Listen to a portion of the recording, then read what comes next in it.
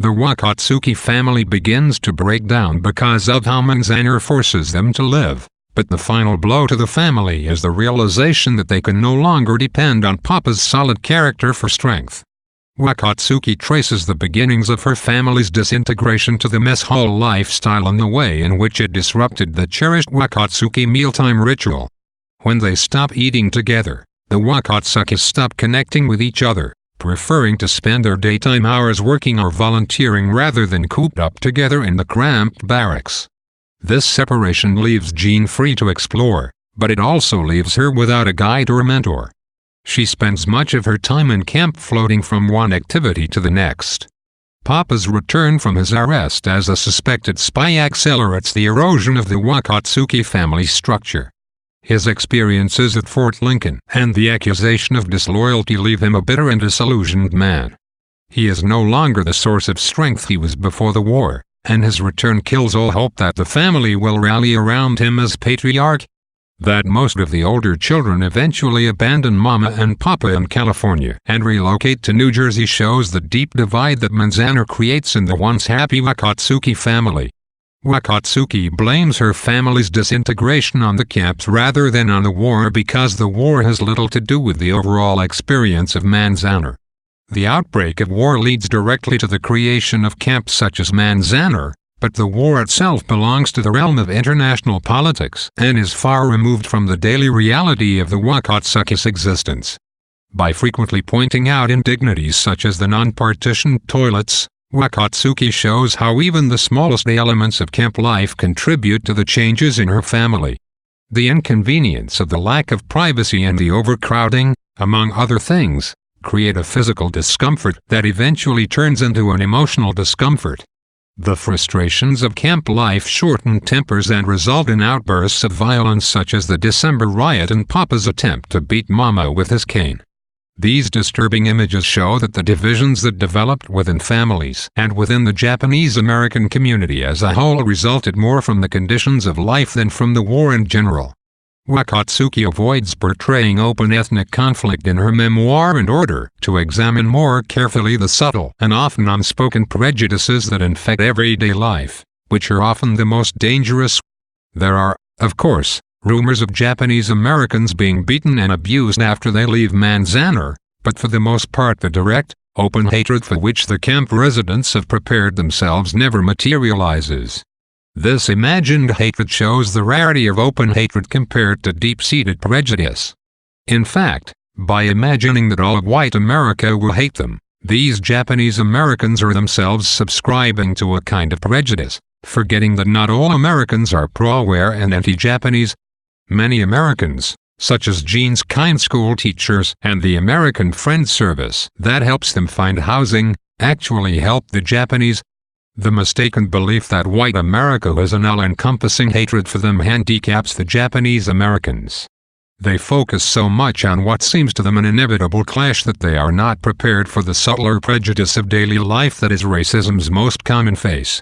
The unfortunate result of this everyday nature of prejudice is that the prejudice becomes so ingrained that one can begin to forget that it is in fact a prejudice. Radine's innocent surprise at Jean's ability to speak English, for example, makes Jean realize that prejudice is not always a conscious choice, but that it can also be a result of conditioning by one's parents and culture. Radine judges from Jean's Japanese appearance that she shouldn't be able to speak English, because Radine's family or culture, or both, has taught her to do so. Similarly, Jean begins to see the entire relocation of Japanese Americans as a function of the government's inability to see good behind the Japanese face. She is shocked to discover that people do not really look to see who she is as a person, but instead instantly judge her as a foreigner and paint her with the traits they imagine all Japanese people have.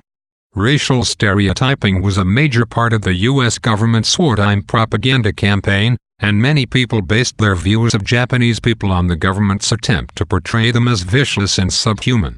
This propaganda was very effective, and at the height of the war, the derogatory word Jap was widely accepted. The isolated location of Manzanar and the disintegration of the Wakatsuki family during the internment years give young Jean a lot of personal space in which to develop an understanding of who she is. The climax of her self-understanding comes much later in life with her return to Manzanar as an adult, which enables her to understand just how much the camp changed her. But with her independence at Manzanar, the young Jean begins to learn about the important components of her identity. Papa occasionally tries to correct what he sees as unacceptable behavior, such as smiling too much or studying religion, but ultimately Jean does what she wants. Her explorations of Japanese and American activities are early, unconscious attempts to define herself. Since she finds herself surrounded by only Japanese for the first time in her life, she naturally begins to feel the conflict of being both Japanese and American. Although Manzanar makes Jean look more closely at her fellow Japanese, she is unable to resolve the confusion she feels as a Japanese American because the camp isolates her from the American half of her identity. After she leaves Manzanar, the shock of ethnic prejudice compels her to try to reclaim her American identity by fitting in, but her continual attempts to conform to white America's definition of social achievement lead her to neglect the Japanese side of herself. The distance she puts between herself and her Japanese ancestry mirrors the unhealthy isolation from American culture that she experiences at Manzanar. The naive belief that she can escape her Japanese face and make the world see her as only American leads to her downfall, for when she realizes that people will never see her as truly American, she is left with nothing. Only after changing high schools and being elected Carnival Queen does she finally see the absurdity of her attempts to define herself as either Japanese or American. Neither an exotic sarong nor an all-American prom dress can completely define her, just as she cannot say she is only Japanese or only American. In searching to define herself according to what others expect, she has ignored who she really is, a Japanese American. The Wakatsuki family's frequent moves emphasize the difficulty they and other Japanese have in settling down permanently and reflect their deeper struggle to connect themselves to either Japanese or American culture. The Wakatsukis are comfortably settled in their Ocean Park home, but when they must leave this home behind, they become disoriented and lost, and remain so for the rest of the memoir. In a series of forced and often sudden moves, the Wakatsukis must pack up or sell their belongings and set out for Ghetto's Terminal Island, Boyle Heights, and Cabrillo homes or for the relocation camp at Manzanar. The overall sense is that the Japanese are being shifted between temporary situations, all the while reaching out for a place to establish a permanent foothold. Ironically, Manzanar, originally a prison to the Japanese, becomes this foothold, and the Japanese are reluctant to let it go after the war. The dark undertone to the motif of displacement is that even if the Japanese do establish more permanent roots somewhere, another war or outbreak of prejudice against them could uproot them just as quickly as before. The Japanese Americans at Manzanar latch onto typical elements of American culture in order to show that they are not foreigners or enemies, but rather loyal citizens whose only world is America. Even the Issei immigrants had made a conscious choice to come to the United States, and many, like Papa, adopt American ways of life in order to make up for what they lack in legal citizenship. The residents at Manzanar recreate many of the aspects of American life that they like most, such as glee clubs, block associations, high school yearbooks, touch football teams, and even dance bands. For those born in America or long since departed from Japan, America is their only reference point, and they hold on to American culture as something they can share without fueling the anti-Japanese suspicions of government officials. Ironically, the old Japanese Manzanar is where the Japanese can enjoy the simple pleasures of American culture. The ethnic prejudice of the society outside Manzanar spoils the Japanese people's enjoyment of American culture, as when Jean's high school teachers plot to prevent her from winning the Carnival Queen election. Stones appear throughout Farewell to Manzanar as symbols of Japanese endurance. The Japanese national anthem, Kimi ga Yo, which Papa sings after getting in a fight, establishes the image of stones that remain unchanged throughout the ages as well as the layers of thick moss that make the stones look bigger than they are. This image suggests that the Japanese ability to endure the trials of Manzanar could actually lead to growth. It is not easy for Jean to bear ethnic prejudice, but her endurance enables her to see past the prejudice and discover her identity. Stones also represent solace and rest.